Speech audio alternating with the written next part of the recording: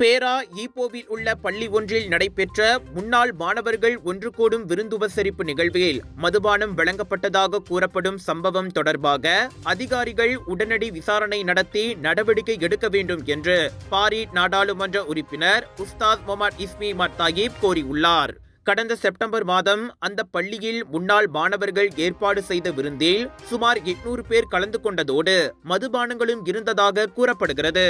இந்நிலையில் பள்ளிகள் ஒழுக்கம், குணநலன் மற்றும் அறிவை வளர்க்கும் இடமாக இருக்க வேண்டுமே தவிர மதம் மற்றும் கல்வி மதிப்புகளுக்கு எதிரான நிகழ்ச்சிகள் நடைபெறும் இடமாக இருக்கக்கூடாதென்று அவர் குறிப்பிட்டார். பள்ளிகளில் மதுபானம் தொடர்பான எந்த ஒரு நிகழ்வுக்கும் பள்ளி நிர்வாகம் அனுமதி வழங்கக்கூடாது என்றும் இது கல்வி நிறுவனத்தின் பெயருக்கு களங்கம் விளைவிக்கும் ஆபத்தான முன்னுதாரணமாக அமையும் என்றும் அவர் மேலும் எச்சரித்தார்.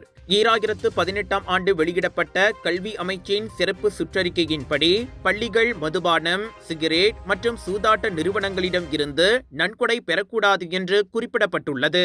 கல்வி அமைச்சு இந்த சம்பவம் குறித்து முழுமையாக விசாரித்து நிகழ்ச்சியை ஏற்பாடு செய்தவர்கள் மற்றும் அனுமதி வழங்கிய பள்ளி நிர்வாகத்தின் மீதும் கடுமையான நடவடிக்கை எடுக்க வேண்டும் என கேட்டுக்கொண்டார்.